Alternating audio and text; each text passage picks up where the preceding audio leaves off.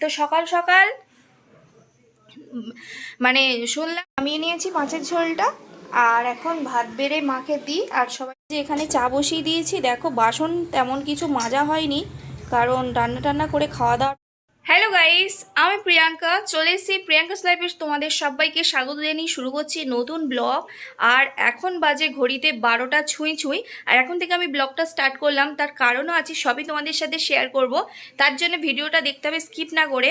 তো সকালে দেখলাম ঘুম থেকে উঠে মায়ের খুব শরীর খারাপ, জ্বর, তো ফেলে রাখা যায় না। তো ঠাকুরটা দিয়েই মাকে নিয়ে চলে গেলাম ডাক্তারখানায়। আর এসেই ওই জন্য এই সবে ফিরলাম ডাক্তার দেখিয়ে, আর এখন রান্নাঘরে যাব, রান্না টান্না করবো। তো চলো ব্লগটা দেখতে থাকো, আশা করছি তোমাদের খুব খুব ভালো লাগবে। আর কি করছি না করছি অবশ্যই তোমাদের সাথে শেয়ার করছি। তো গাইস, আমি এই যে ভিডিওগুলো আপলোড করছি এগুলো সবই কিন্তু অনেক আগের। আমার ভিডিও আপলোড করা হয়নি মায়ের শরীর খারাপের জন্যে। ফার্স্ট যখন মায়ের শরীর খারাপ হয়, যে মা শুয়ে আছে, আর তখন সোনু বেবিও আমাদের বাড়িতে ছিল। আর আমি উপর দিয়ে চলে এসেছি ঠাকুর দিয়ে, মানে ঠাকুরের ভোগ টোক তুলে। আর এখন চলে যাব রান্নাঘরে, একবার ঘরে আসছি একবার রান্নাঘরে যাচ্ছি। গাইস, চলে এসেছি রান্নাঘরে। আর আজকে মায়ের শরীর খারাপ, মা তো কিছুই করতে পারছে না। তো রান্না বলতে সিদ্ধ একটা ভাত দিয়ে দেওয়া হয়েছে, ভাত হয়ে গেছে। আর এখানে একটা সবজি দিয়ে আলু দিয়ে মাছের মানে গামাখা তরকারি করব, দেখাই তোমাদের। আজকে রান্না বলতে এখানে আলু দিয়ে পটল দিয়ে আর এই মাছটাকে ঝোল করব। তো এখন লবণ দিয়ে দেব, দিয়ে আর হলুদ দিয়ে ভালো করে এটা মাখিয়ে নেব।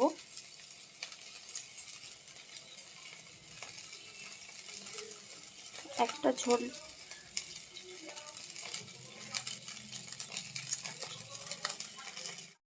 তো আমার এখানে হলুদ মাখিয়ে নিয়েছি ভালো করে, লবণ হলুদ দিয়ে মাছটাকে। এবার কড়া আমার গরম হয়ে গেছে, তো কড়ার মধ্যে আগে তেল ছিল, একটা ভাজাভুজি করা হয়েছিল। তো এখন আমি তেল দিয়ে দেবো আবারও, আর মাছগুলোকে ভালো করে ভেজে নেব। তো তেল আমার গরম হয়ে গেছে, আর এখন আমি মাছগুলোকে দিয়ে দেব।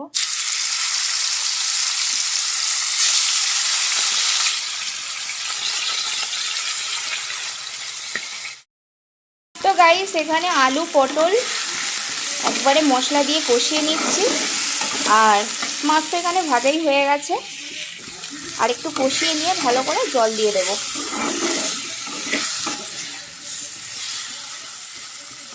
রান্নার পরিস্থিতি এখন এই পর্যায়ে। তো আবার আসছি, কতদূর কি হয় তোমাদের সাথে শেয়ার করব। আর এতে মশলা বলতে একটু আদা জিরে আর লঙ্কা পেস্ট করে দিয়েছি। এই যে এখানে মশলা করে নিয়েছিলাম, কারণ লঙ্কাগুলো শুকিয়ে গেছিলো, তো আদা লঙ্কা জিরে পেস্ট করে এখানে দিয়েছি। আর জিরে হলুদ লবণ যেটা পরে রেগুলার মশলা, আর কিছুই না।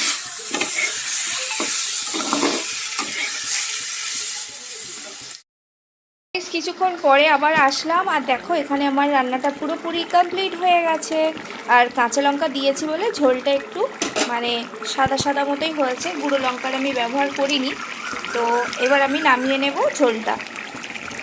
দাঁড়াও, ক্যামেরাটা একটু মুছে নিই। নামিয়ে নিয়েছি মাছের ঝোলটা, আর এখন ভাত বেড়ে মাকে দিই, আর সবাই মিলে খেয়ে নিই।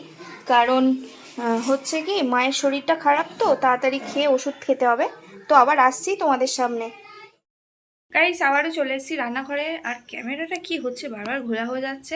তো এখন বসিয়েছি চা, আর দেখো আর বড়ি এসছে, একটু বেরোবো, তো তার জন্যে তাড়াতাড়ি চাটা করছি।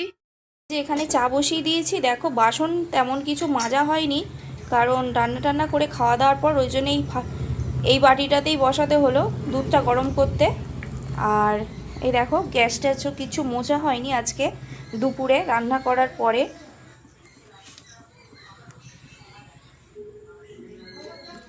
আর দিদির মেয়ের কফির জন্য একটু দুধ তুলে রাখবো, তারপরে চা বানাবো। তো ওই জন্যই আর কি দুধটা ফুটিয়ে নিচ্ছি।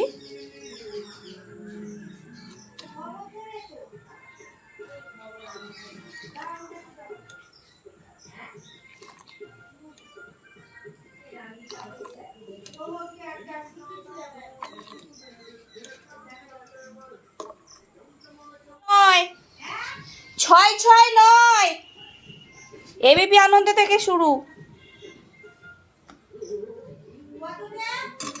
669।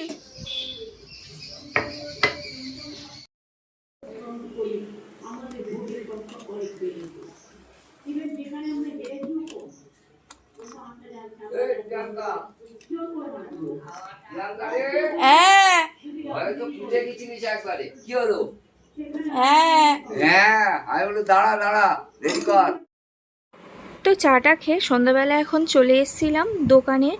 বাবা তো বেরোচ্ছে মার্কেটে, এখন সন্ধ্যে সন্ধ্যে করেই বেরোয়, কারণ লাস্ট ট্রেনে বাড়ি ফিরতে পারে আর মালটাও ভালো পায়। তো বাবাকে বললাম বন্ধ করতে হবে না, আমি তো চলে এসেছি। মাকে চাটা দিয়ে সামলিয়ে, আর দিদির মেয়ে বাড়িতেই আসছিল, আর দিদি আর আমি চলে এসেছি, মানে বড়ি আর আমি। তো বাবা বলছিল এমনভাবে করতে হবে, রেখে দিয়ে যাচ্ছিল। আমি বললাম আমি তো জানি, আমি তো বন্ধ করি, দোকানে থাকি, তাও বলে যাচ্ছিল যাতে আমার ভুল না হয়ে যায়। দোকানটা খুলে বসলে কি খরিদ্দারও আসে, আর চাটা খাওয়া হয়, আর বড়ির সঙ্গে একটু গল্পও হয়ে যাবে, কারণ বড়ি তো রাত্রেবেলা বাড়ি ফিরে যাবে। আর বাড়ি গিয়ে আবার কি হচ্ছে দেখাচ্ছি। হ্যালো গাইস, তোমাদের সাথে বারবার যখনই আসছি তখনই 3 বেলা কিচেনে মানে রান্নাঘরে দেখা হচ্ছে। তো হওয়াটাই স্বাভাবিক, কারণ মায়ের শরীর খারাপ জানোই তোমরা, তো সকাল থেকে আর যা করতে হচ্ছে আমাকেই করতে হচ্ছে। তো দোকান থেকে চলে এসেছি, এসে আর মানে প্রচণ্ড গরম হচ্ছিল, আর মানে দোকান বন্ধ করে এসে এখন বাড়ির রাতের খাবার রান্না করছি। আর তার আগে কিছুক্ষণ দিদিও এসছে আমার সাথে, তো কিছুক্ষণ বসে গল্প টল্প করে তারপরে এই এসছি। এখন বাজে 8:30 15টা, আর ওই জন্য ভাবলাম যে তাড়াতাড়ি রান্নাটা করে নেওয়া যাক। আর বাবা তো মার্কেটে গেছে, তো কি কি রান্না করছি রাতে সেটা দেখাই তোমাদের সাথে। এখানে আলু মানে হালকা ভাওয়াতে দিয়েছি, ভাপ দিয়ে নেব, কারণ তরকারি করব, একটু আলুর তরকারি করব। আর এটাতে একটু লিকার চা বসিয়ে দিয়েছি, কারণ একটু চা খাবো, কারণ গিয়েছিলাম চা খেয়ে, তার মাঝখানে আর একটু চা খাওয়া হয়নি। ওই জন্য ভাবলাম একটু বেশি করে আদা দিয়ে একটু লিকার চা করি, কারণ সবার হাত পা ব্যথা জ্বর ভাব, তো সেটা ভালো হয়ে যাবে। আর চলে এলাম চাটাগুলো ঘরে পৌঁছিয়ে দিয়ে। আর এখানেই দেখো আলুটা কষিয়ে জল দিয়ে দিয়েছি।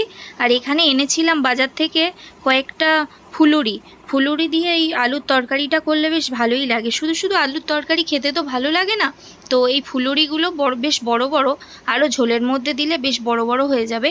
একটু ফাটিয়ে না হাত দিয়ে, তো এগুলো দিয়ে দেবো ঝোলের মধ্যে। আর এর মধ্যে তরকারির যে গ্রেভিটা ওটা ঢুকে গেলে না প্রচণ্ড টেস্ট লাগে। আর রাতে রুটি দিয়ে খাওয়ার জন্য একদম খুব সুন্দর তরকারি। শুধু শুধু আলুর তরকারি খেতেও ভালো লাগে না, তাই জন্যে এরকম করলাম। এই ধরনের তরকারি তো খুব একটা আমাদের বাড়িতে হয় না, কিন্তু যেহেতু আমি রান্না করছি অনেক দিন ধরেই মনে হচ্ছিল একটু ফুলুরি দিয়ে মানে তরকারি করলে বেশ খারাপ হয় না, খেতেও ভালো লাগে, তো করি। তো আজকে মায়ের শরীরটা খারাপ, ওই জন্যে ভাবলাম যে এটা করে ফেলি, তো তাই জন্যই আর কি করা।